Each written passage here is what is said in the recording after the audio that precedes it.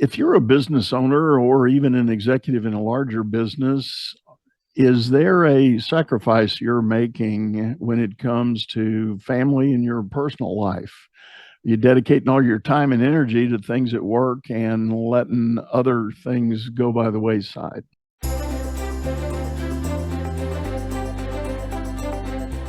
You're listening to Leadership Powered by Common Sense with your host, Doug Thorpe. Here's Doug.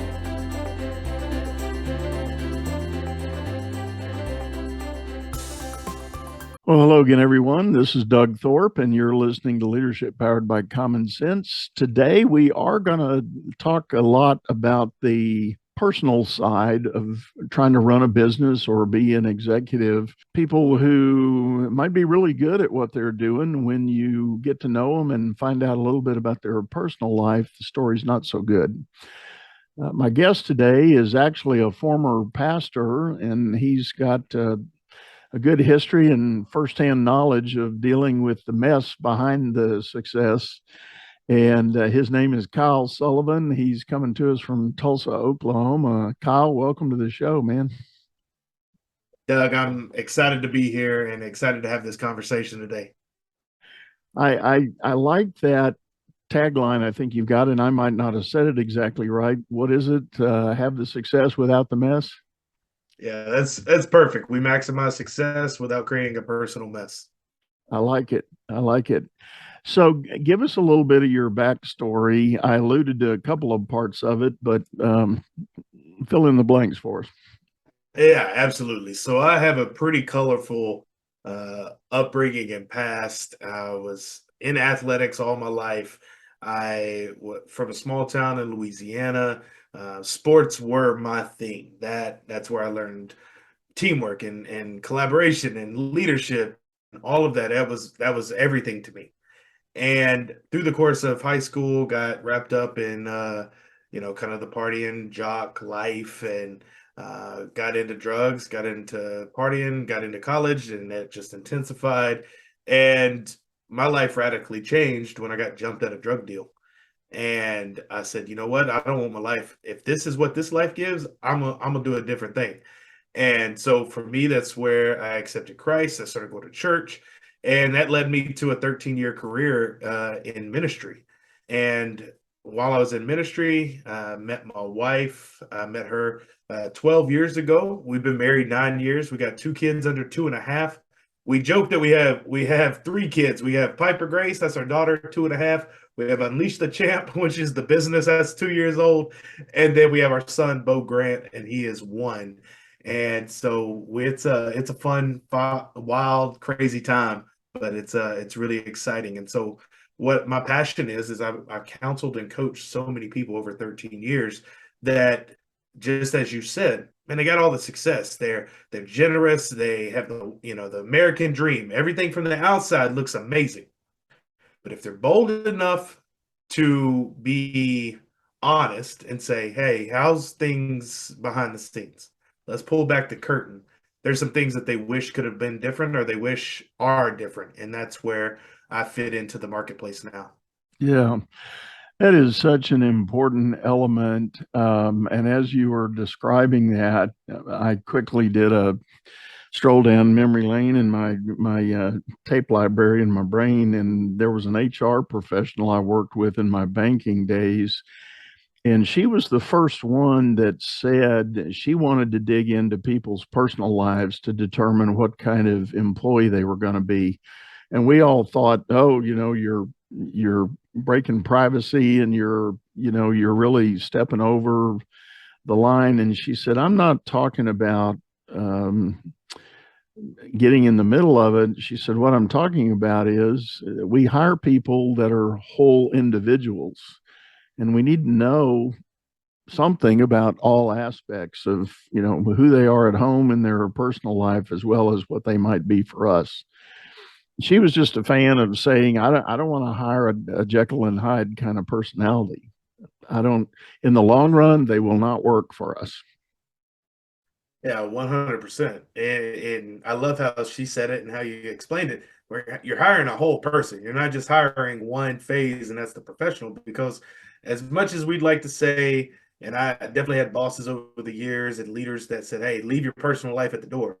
That's not how things actually work. It's good in theory, poor in practice. And so I love that. It's so true. Yeah.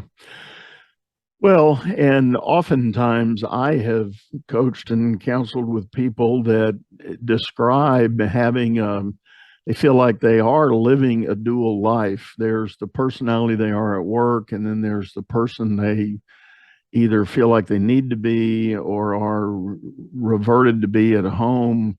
And, the home life may be the one that's not real happy, but you ask yourself, why? Is it because you're giving away all of your energy to the work and not having energy left for home? So, talk to us about some of the dynamics that people have brought to you when they start getting a little vulnerable and admitting the challenges they're fighting. Yeah. So Doug, I work people through and we identify what is important to them within what I call the playbook. So in our playbook of life, there's four phases. You have your personal, that's your body. How are you taking care of the one body you got? And until science catches up, we're not getting another body. So we got to take care of that. Our relationships, that's relationship to yourself first, and then to others. Your emotional well-being, that's your mental health, that's your mental performance. And then in its proper place, in my opinion, is your professional goals.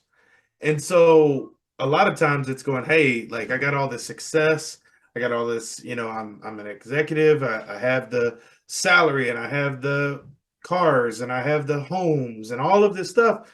But man, I hadn't taken care of my body in 15 years and I used to be XYZ. Now I'm not. I used to be able to do this, but now I can't. And that's one issue. Another is, hey, I've put myself, a big thing in leadership is going, hey, you got to be a servant leader. Well, I think you got to serve yourself first so that you can serve everybody else to your fullest capacity. And so back for me in 2018, we'd been married a handful of years, and my wife, I was kind of at the pinnacle at that point of my leadership and organizational influence within ministry. And I was a part of a church that had, locations in 11 states and all of this stuff. And my wife said, "Hey, I feel like we're roommates." Well, that's a problem. Yeah. We hadn't even had kids yet. We were Yeah. just, it hadn't even added that dynamic in yet. And so that's a lot of times going, okay, hey, I don't know how to handle the relationship with myself. I hadn't celebrated myself. I win, and that's a lot of times helping these high level leaders celebrate their progress. Because what happens is they get discouraged. They feel like they're never good enough because they don't take time to acknowledge the progress they've made. And so that's one of the things we do. And then set your professional goals. That's the easiest to set. That's the easiest to identify because you have annual goals, you have annual reviews, you have your KPIs, you have the things that's why when things in the first three phases of what I call the playbook is out of whack, out of alignment, we focus more on the professional because that's the thing we get praised, promoted, and propped up for. You've packed a lot into that statement, and let me just, in no particular order, let me jump on a couple of those ideas. Number one, that celebrating success. That's one of the biggest challenges when I talk to my business leaders. I will inevitably get to a discussion about how do you and your team celebrate success, and it's usually not much. It's kind of like the mindset is, well, we finished that project. It was on time, under budget, but that's what we're supposed to do. And so now it's like, what's next? Let's move on. And I'm going, no, you need to celebrate that win. You need to give people recognition. You need to, whether it's a pat on the back or a announcement in the company newsletter or however you go about it, and it varies. Different people are wired for different things, but nonetheless, you still have to celebrate that. You have to appreciate what you did, and otherwise, your good people are just going to simply get burned out. They're going to say, well, I do this time and time and time again, and then nobody seems to really care. So I get my report once a year on what I'm doing. That's no fun. Right. One of the axioms that I live by in leadership is what gets celebrated gets repeated. Yeah. And so if we can celebrate and catch people doing good and celebrate that, that tells them and everybody else in your organization that, hey, me as the leader values this. So we want to be praised. We want to be seen. We want to be, heard and all like so what gets celebrated gets repeated. What oftentimes is a pitfall of leadership is they talk about the things that they don't want to be done more, the deadlines not hit, the goals not hit, the dysfunction interpersonally.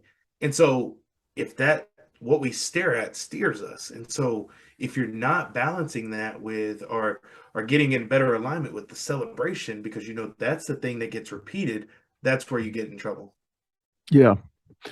I agree with you. And that's such a big part of it. Um, I like your four-part model, so to speak, if I can use that word, of how you evaluate and talk to people. Do do folks reach out to you with specific things they feel like are out of balance or needing help? And again, how does that kind of all get started? Yeah, absolutely. So typically, they're not going to say, I have a problem in the relational phase of life. They're going to come to me, and through a conversation, I'm going to ask questions. And I think it's a bit of my superpower being a pastor for so long. I go into a conversation being genuinely curious about where you're at, what you like, what's frustrating you, and a lot of times it's something feels off. Or man, I used to be excited about this, but I've kind of they maybe even wouldn't have said this word, but they get apathetic. Yeah. Or man, I just can't seem to have the same excitement or energy around what I used to be. And so then inevitably I ask, okay, well, how are you doing, personally? How do you take care of yourself? What do you mean? Well, like, do you have a activity you like? Do you like yoga? Do you like tennis? Do you like going to the gym? You like CrossFit? You like whatever? Like, you like running, biking, whatever? Like, how do you get active? Oh my gosh, I don't have time for that. There we go. Or, hey man, you got all this success. Like, how do you enjoy it with your family? Oh man, I can't get away. I don't have anybody I could trust to give things to. Okay. Or they just talk about that, man, I know there's more in me, I just don't know how to do it. Okay. Or with the professional stuff, it's going, man, we just can't seem to get our team to gel, or I just keep running into the same roadblocks and obstacles in my leadership. Okay. So typically it starts off with, like anything, with a conversation, whether it's online or through an inquiry or a local event that I'll go to, or speak at or whatever. And then through that, I can pretty well identify within 10 minutes or so where I could help them. And then just see if I could add any value. And if it wants to go further than that, then we talk about that.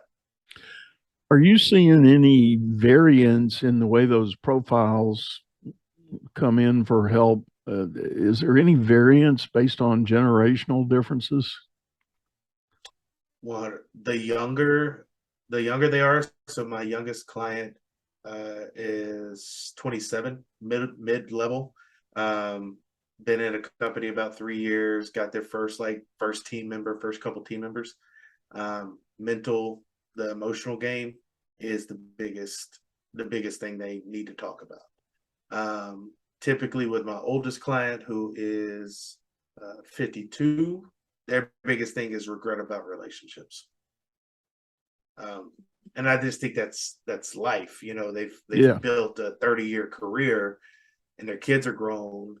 They're typically empty nesters, and they're going, I wish I could have done some things differently. And we have to acknowledge the story and then rewrite the future. I like that.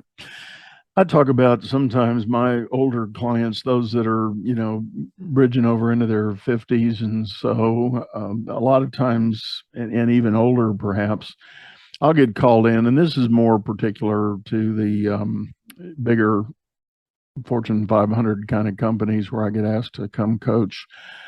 The company will be creating a coaching program, and they'll have these high level leaders, and the guys are in their 50s, late 50s, maybe even early 60s.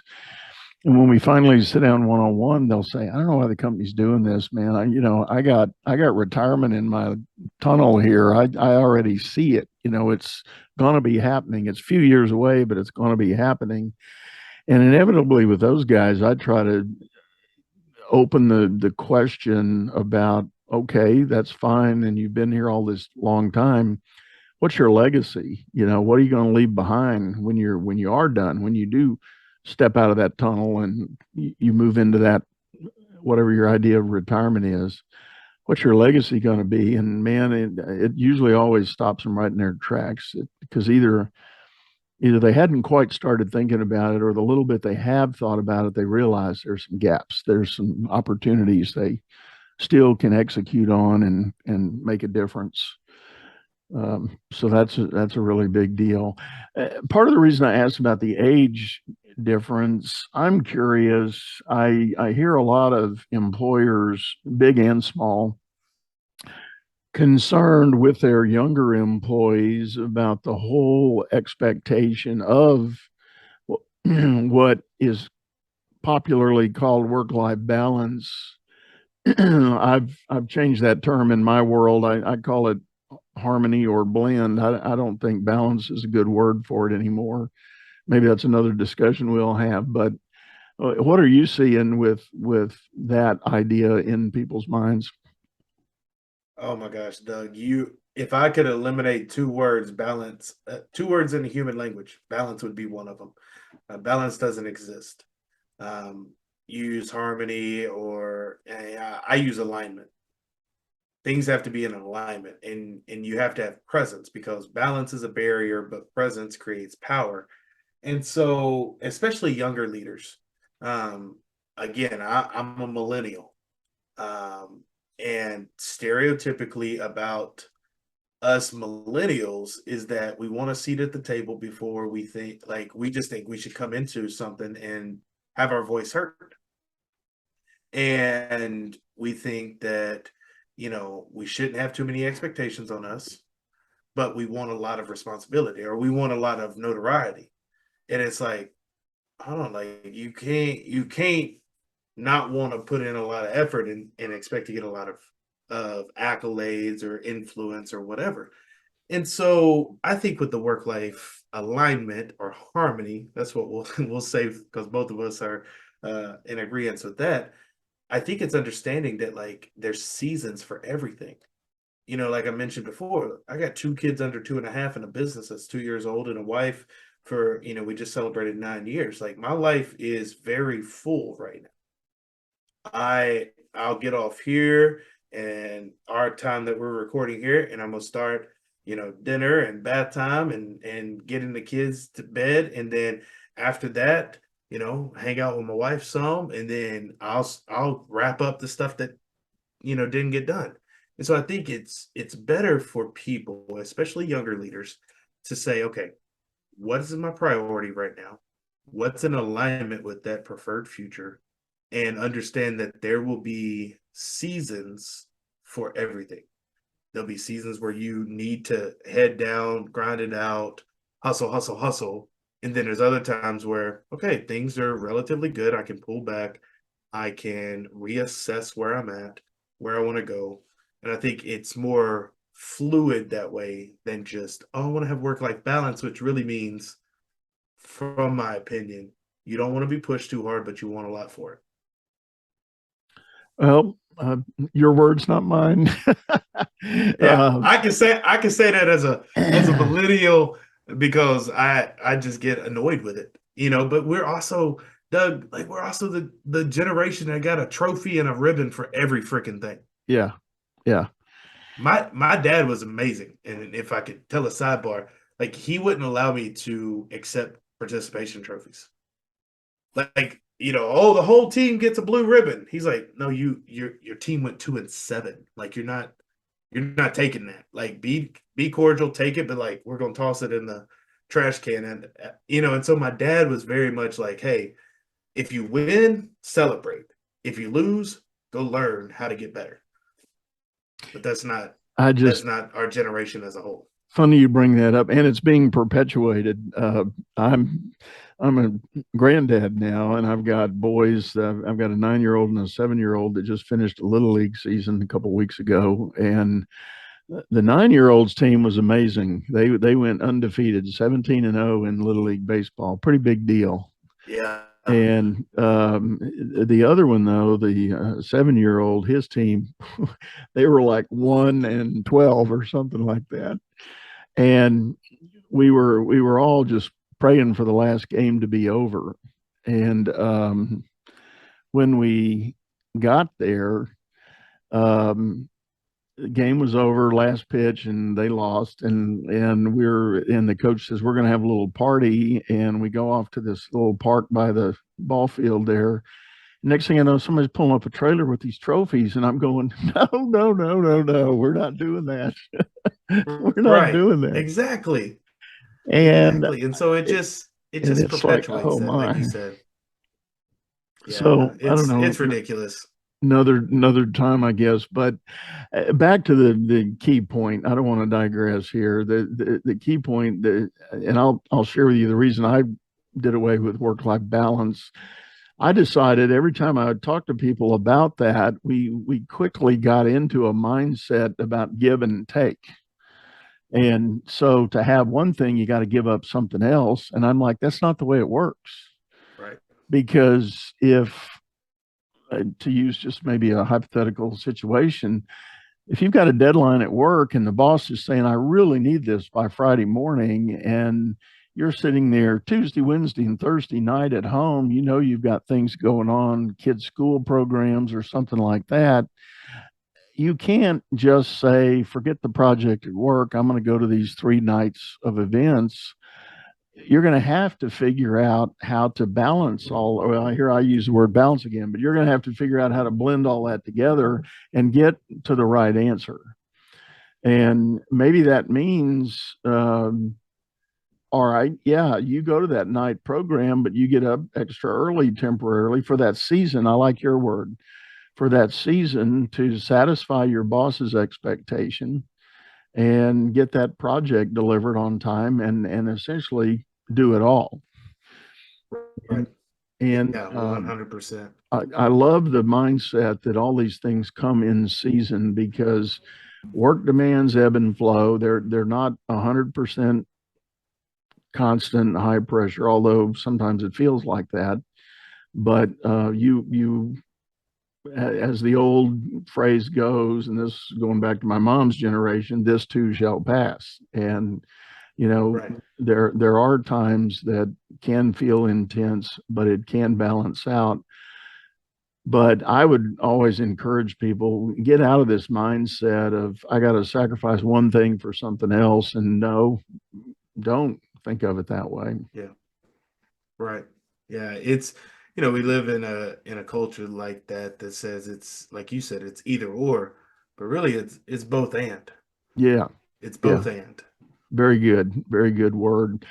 I tell you what, Kyle, on that note, we're going to hop to a quick commercial break. But when we come back, folks, we're going to dive into this a little more, this whole idea of creating the right blend or harmony or alignment, as Kyle said, for your, it's not just your personal life, but these 4 areas we really ought to be thinking about to be a good, well-rounded individual. So stay tuned. We'll be right back.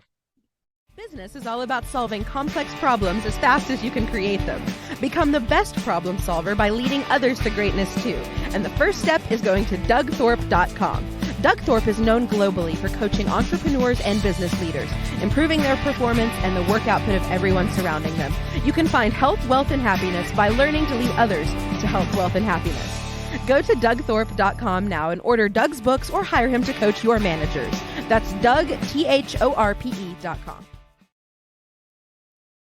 Hello again, everyone. We're back. You're listening to Leadership Powered by Common Sense. I am your host, Doug Thorpe, and today I'm visiting with Kyle Sullivan. And Kyle and I have been talking about this idea of finding all the angles of who and what you are as a person to do your work, strive for that success, but be successful at home and in all other facets of your life. So, Kyle, we in the first half we talked about some of the, I guess I'll call them symptomatic elements of things, but now let's ask the question how.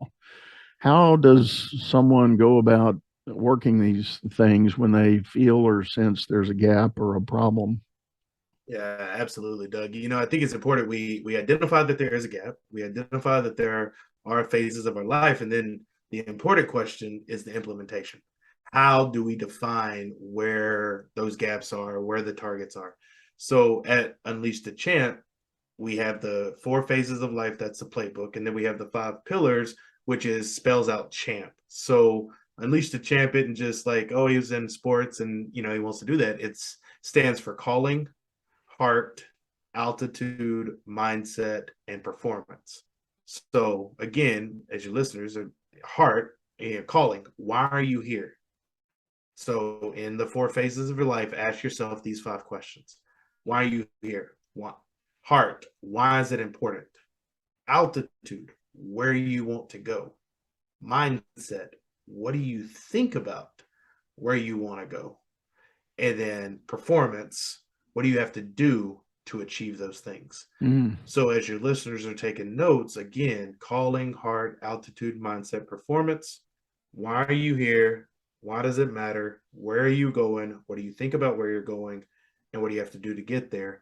Do that in all 4 phases of the playbook, and that will start to give you the clarity of what you need to do and build out the frame that you need to operate within.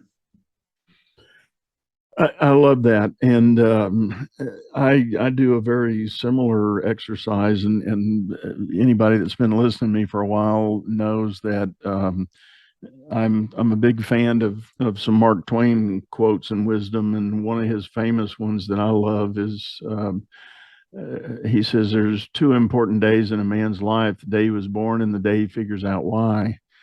And I think that so much significance in that. And I think anybody that has gone on that journey and been able to ultimately identify that why are you here question is very powerful. And then from that, you can spring up all these other ideas and directions. And I was that whole theme of understanding, some people call it personal purpose.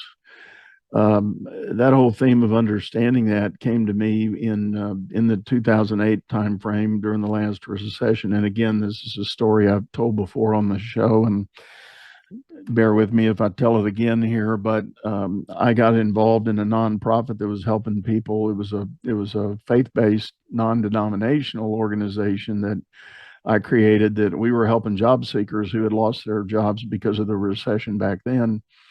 And quickly working with these people, what I realized, they had all lost their sense of purpose. I mean, they were walking dead. I mean, literally. And I'm not a therapist by any means, and I don't want anybody misconstruing what I'm getting ready to say, but working with them to try to help them reconnect with that sense of purpose was the only first step we could take. Because people start wanting to go, I want to jump into my resume. Well, no, you don't know who and what you are. How can you write a resume about that? You don't know. What you know is what you used to do, but is that really the right answer? And I can't tell you how many people we coached several thousand people through that time frame, and I had hundreds of people that took huge detours in where their life had been going at that point to go into other totally unrelated areas to find work and get fulfillment. And when you unleash that passion, you can show up for a job interview, man, and you're going to be dynamic. You're going to be amazing, and you might not even have a 1 minute of experience doing it, but you're going to be so hungry. They're going to say, "I can't pass on this person. I have to take them." 100%. And that is oftentimes the first step when we, you know, I love the Mark Twain quote, and I tweak it by one word, and I'm sure you can kind of see where I go. It's two most important days in your life is when you're born and when you unleash why. And so I love that. A second quote that I love that is to your point is by Mike Tyson. He said, everybody has a plan until they get hit in the mouth. Yeah. And so I love that because I think of any fighting movie that I watched with my dad growing up or I watch now, and it's this bar scene, and the guy stands there and he's got a plan, and the bully's coming up and he just pops him in the mouth. And the guy, he takes it and wipes his lip and looks at the blood, and then he's got a decision to make. That's where so many of us are, is we've been hit in the mouth and we see the blood. Then what are we going to do about it? What are we going to do about it? And so I love that. Connect them back to, it's the purpose, it's passions. I like to say we're going to connect you back to your championship run and get you back on the field. Yeah. Yeah. And talk a little bit more about that heart aspect, really helping people figure out their why. Again, I think it is understanding, like truly defining what do you want. I like to ask it like this. I said, depending on your age, you got two people in your mind that play Genie, Robin Williams or Will Smith. I like to go with Robin Williams. I think Will Smith as the Genie was weird, but whatever. You pick one of them. And let's say you pick the one, you got a Genie, and you're gonna rub that lamp, and the Genie's gonna come out. And the answer to the questions and the things that you say you want is yes.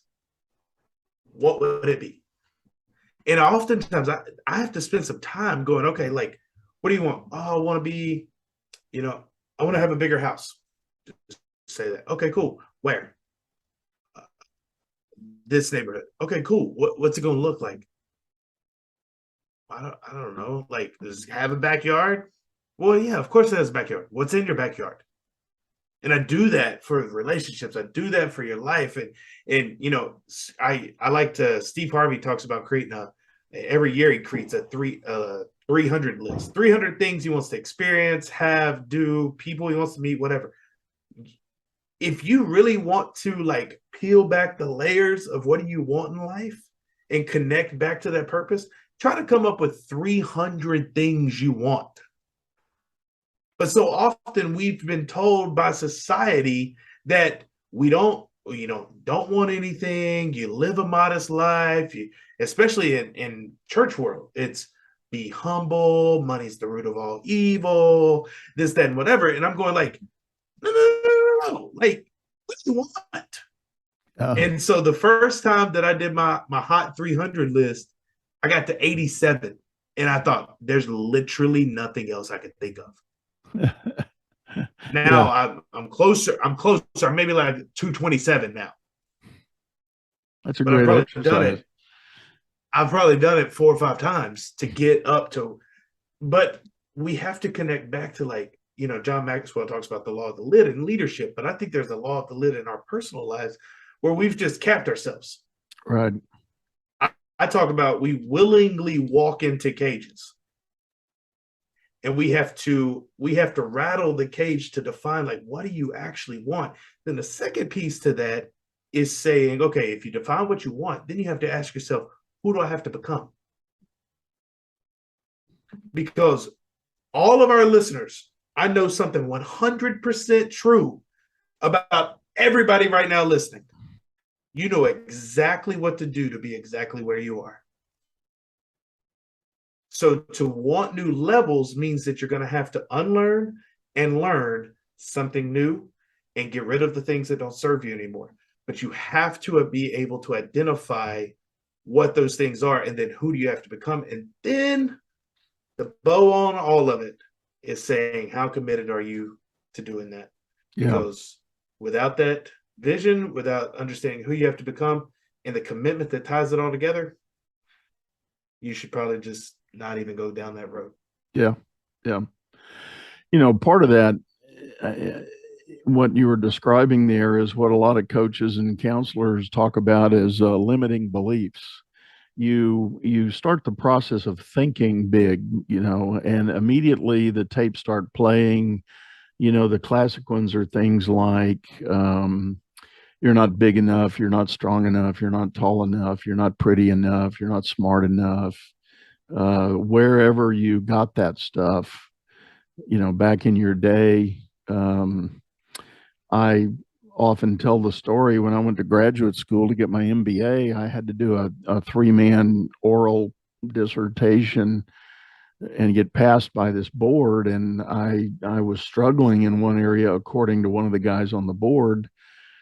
And it sounded like I wouldn't, and if you didn't pass this, you didn't get your master's. I mean, it was just pretty much done. And there was a deliberation with the board. And when I came back in, they said, well, we're going to confer your degree. But this one prof said, but you have to do it on one condition. I thought, what? What kind of condition? He said, you have to promise me you will never take a job in the U.S. financial system. I said, what?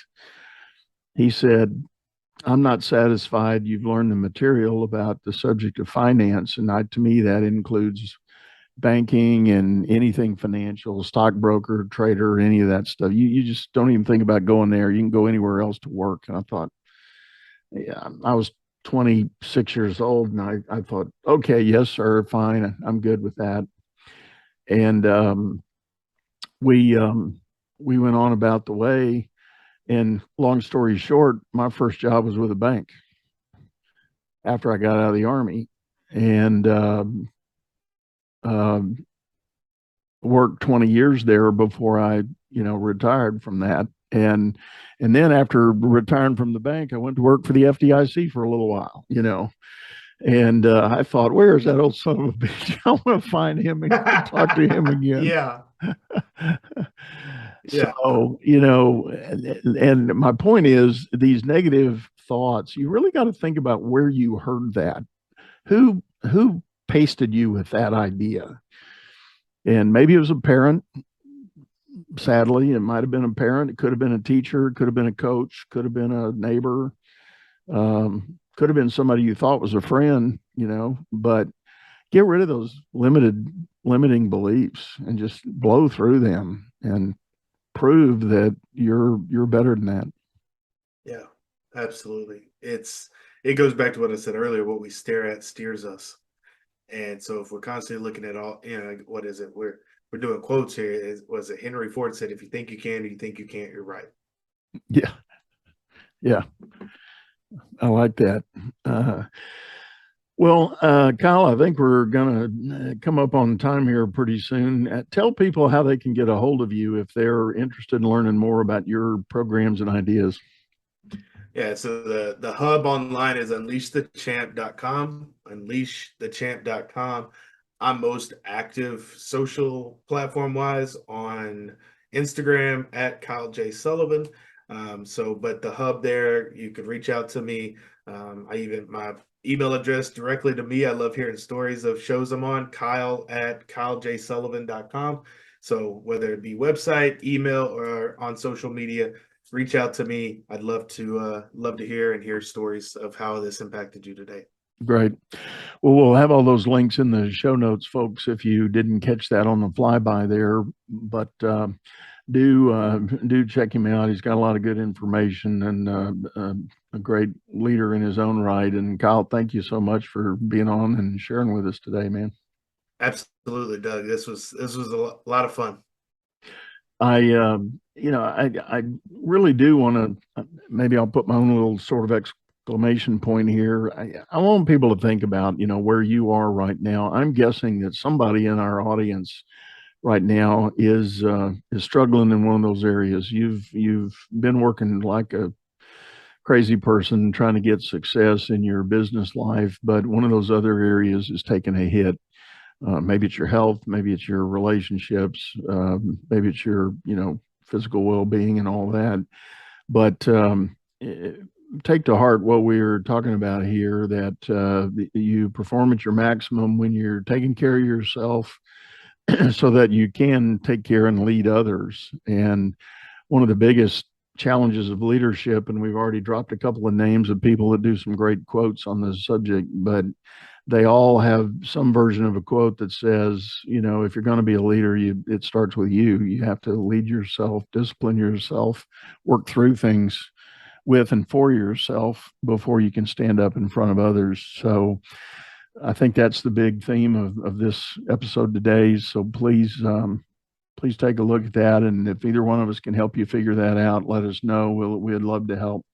Do want to remind everybody, if you're listening to this show on your favorite audio streaming service, we do have a video version of this over on YouTube by this channel by the same name, Leadership Powered by Common Sense. You can hop over there, leave a comment, leave a like. We'd love to hear from you, find out what else you'd like to hear from us. But for now, one last time, Kyle, thanks again, man. Really great stuff. Good. Wish you nothing but the best. And for everybody that is listening, we're going to say goodbye, sign off, and have a great day, and hope to see you again real soon. Take care.